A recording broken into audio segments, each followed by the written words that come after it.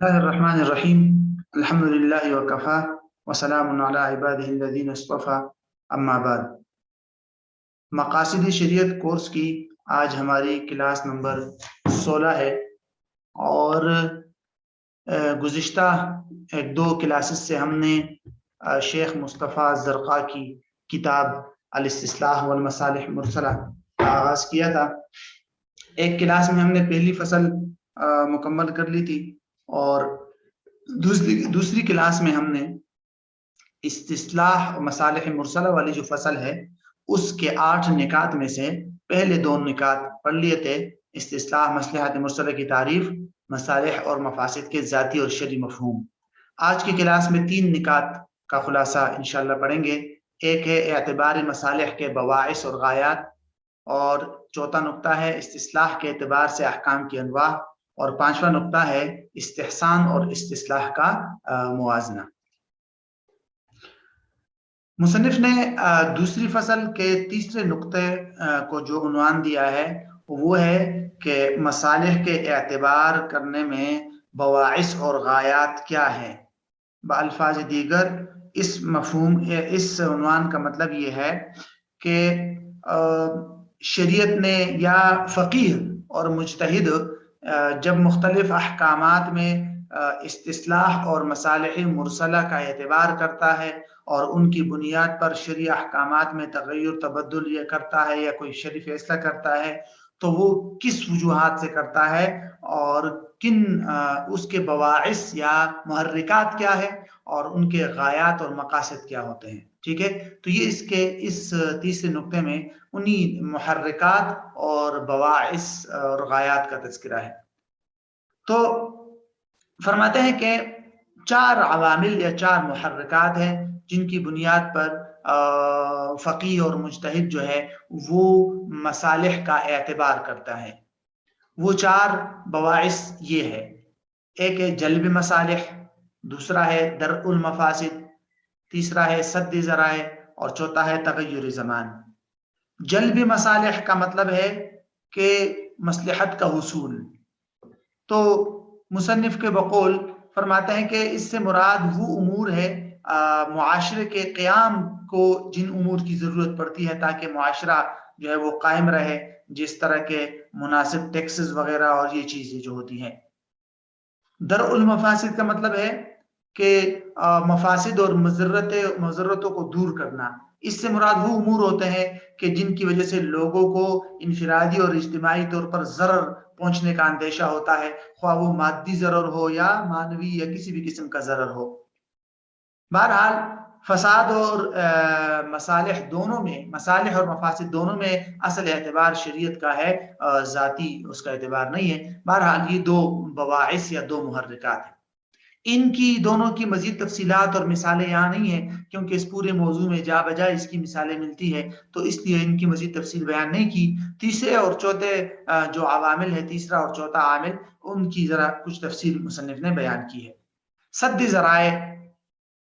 سد ذرائع کا پہلے مفہوم بیان کیا ہے اور پھر جو ہے کچھ اس کی مثالیں دی گئی ہیں۔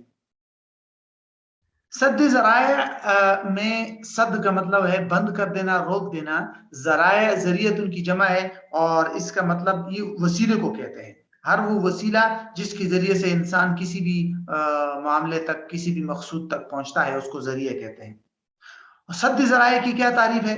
تو سد ذرائع کی تعریف انہوں نے یوں کی ہے: منع الطریق التي تؤدي الى اهمال اوامر الشریعہ او الاحتیال علیها او تؤدي الى الوقوع في محاذیر شرعیہ ولو عن غیر قصد۔ یہ سد ذریعہ کا مفہوم ہے۔ مطلب یہ ہے کہ اس راستے کو روک دینا جو راستہ سبب بنتا ہو شرعی اوامر پر عمل نہ کرنے، ان سے غفلت اور اہمال کا سبب بنتا ہو، وہ راستہ شرعی اوامر پر ترک عمل کا سبب بنتا ہو، یا کسی قسم کے ناجائز ہیلے کا سبب بنتے ہو، یا وہ راستہ شرعی ممنوعات تک پہنچانے کا ذریعہ بنتا ہو، اگرچہ انسان کا قصد نہ ہو لیکن وہ راستہ انسان کو محرمات تک، ممنوعات تک پہنچاتا ہو تو اس راستے کو ابھی سے روک دینا تاکہ انسان ان محرمات تک نہ پہنچے، ان کو کہتے ہیں سد ذریعہ۔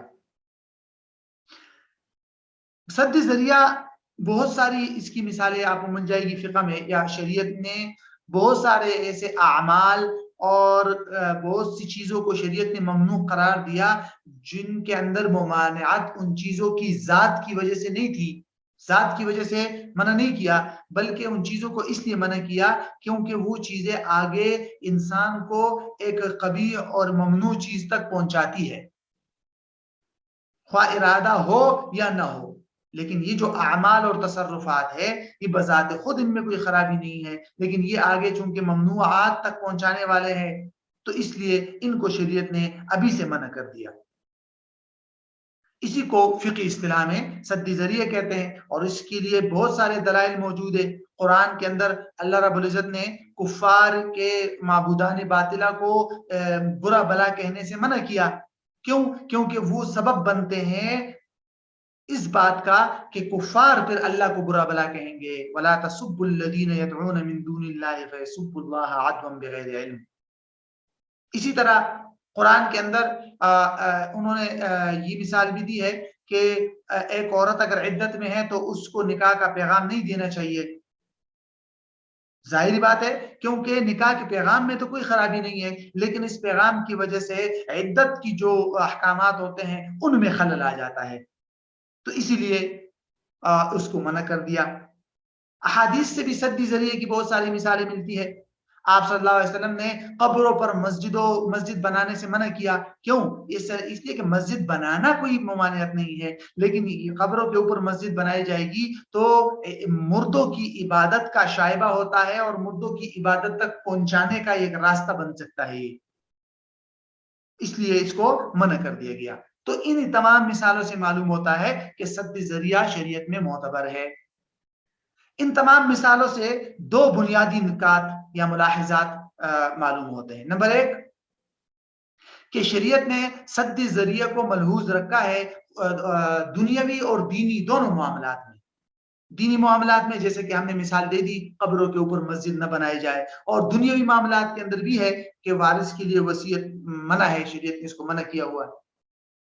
دوسرا نقطہ، سد ذریعہ جو معتبر ہے شریعت میں اس میں نیت کا کوئی اعتبار نہیں ہے، نیت آپ کی اچھی ہو یا بری ہو، بس جس عمل اور جن تصرفات کو منع کر دیا سد ذریعے کے طور پر بس وہ ممنوع ہے۔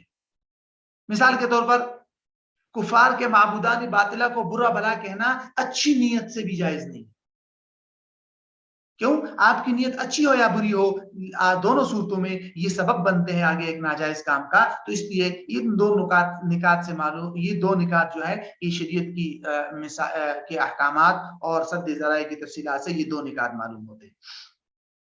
فقہ کی طرف جب آتے ہیں تو فقہ کے اندر بھی بہت ساری ایسی مثالیں آپ کو مل جائے گی جن میں سد ذریعہ کو ملحوظ رکھا ہے۔ مثال کے طور پر فقہ حنفی کے اجتہاد میں طلاق فار جو ہوتا ہے یا طلاق فرار جس کو کہتے ہیں کہ شوہر اپنے مرض الموت میں اپنی بیوی کو طلاق بائن دے دیتا ہے تاکہ عورت کو میراث نہ ملے، تو وہاں پر حنفیہ نے یہ کہا ہے کہ طلاق بائن والی عورت کو تو میراث نہیں ملتی، لیکن چونکہ شوہر نے مرض الموت میں طلاق دی ہے تو مرض الموت میں اگر عدت کے اندر عورت جو اس آدمی کا انتقال ہو جاتا ہے عورت کی عدت کے اندر تو اس کو میراث ملے تاکہ اس کو ضرر نہ ہو، ٹھیک ہے؟ تو یہ ہے سد ذریعے کی ایک مثال۔ اسی طرح اور بھی اس طرح کی کئی مثالیں دی ہے کہ مثال کے طور پر عیوب، انسان جو ہے کوئی چیز بیچتا ہے اور اس کے اندر تمام عیوب سے برات کا اظہار کرتا ہے تو کر سکتا ہے، لیکن جو عیب موجود ہو اور بائع جو ہے وہ جان بوجھ کے اس کو چھپاتا ہے تو پھر اس میں وہ بری نہیں ہوگا۔ یہ فقہائے مالکیہ کے اجتہاد کے مطابق اس طرح ہے۔ بہرحال چوتھا عامل یا جو چوتھا باعث اور محرک ہے وہ ہے تغیر زمان۔ تغیر زمان کا مطلب ہوتا ہے زمانے کے احوال اور زمانے کے طور طریقوں کا بدل جانا، اس کی وجہ سے بہت سارے شرعی احکامات جو ہیں ان میں بھی تبدیلی آ جاتی ہے۔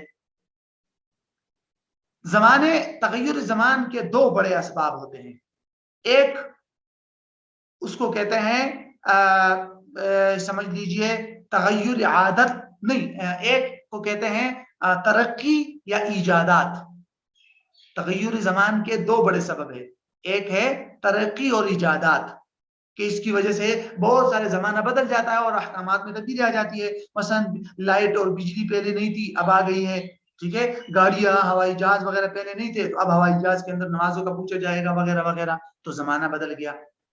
दूसरा सबब है तगय्युर ज़मान का, दूसरा सबब है फसाद। फसाद और समझ लीजिए अखलाक की खराबी, कि लोगों की अखलाक पहले अलग थे तो इसलिए अलग अहकामात थे, अब उस लोगों की आदत और अखलाक बदल गए तो इसलिए अब अलग अहकामात होंगे। तो इन दोनों की मिसालें आगे आएगी, दोनों बातों की मिसालें मैं आपको बताता हूँ। बहरहाल तगय्युर ज़मान का शरीयत ने एतबार किया है और इस पर बहुत सारे फिक़ही कायदे मौजूद है। एक फिक़ही कायदा है अल-आदतु मुहक्कमतुन, दूसरा फिक़ही मशहूर कायदा है ला युनकरु तगय्युरुल अहकाम बितगय्युरिल अज़मान वगैरह वगैरह, ठीक है। तो अल्लामा शामी रहमुल्लाह ने इस पर बाकायदा एक मुस्तकिल मकाला लिखा है जो रसाइल इब्न आबिदीन में छपा है, नशरुल आरफ के नाम से, नशरुल आरफ फिल अहकाम अल मबनिया अलल उर्फ, और उसमें उन्होंने बहुत सारी ऐसी मिसालें दी है, ठीक है। मिसाल के तौर पर एक दो मिसालें देख लेते हैं। एक मिसाल ये है कि इब्तिदा में फ़िक़ह हनफी के अंदर ये इब्तिदाई तौर पर ये हुक्म था या ये मसला था कि इकराह जो है वो हर शख्स की तरफ से मोतबर नहीं है, बल्कि सिर्फ हाकिम और सुल्तान की तरफ से जो इकराह होगा वो मोतबर है। लेकिन बाद में हालात इतने बदल गए कि आम लोग भी जोर जबरदस्ती और बदमाशियां करने लगे, जिसकी वजह से मुताखिरीन ने जो है ये फैसला कर दिया कि अब आम लोगों की तरफ से भी अगर इकराह होगा तो वो इकराह मोतबर है और उस पर इकराह के अहकाम लागू होंगे। इसी तरह दूसरा मसला है कि इब्तिदा में वक़्फ़ वगैरह की जो जमीनें हैं उसको बड़ी बड़ी मुद्दतों तक के लिए इजारे पर देने की इजाजत थी, लेकिन बाद में हालात ज़माने के लोगों के आदात के खराब हो जाने की वजह से अब जो है टाइमिंग मुकर्रर की है कि मसलन ज़रई ज़मीन हो तो 3 साल तक ज़्यादा से ज़्यादा इजारा पर दिया जा सकता है वगैरह वगैरह, मकानात है तो उनको 1 साल तक, तो अब टाइमिंग मुकर्रर हो गई। तो बहरहाल तो ये है तगय्युर ज़मान। तो खुलासा ये हुआ कि फुक़हा ने मसालिह का जो एतबार किया है उसके जो बड़े बड़े बवाइस और मुहर्रिकात है वो ये 4 है, जल्ब मसालिह, दरउल मफासिद, सद्द ज़राए और तगय्युर ज़मान।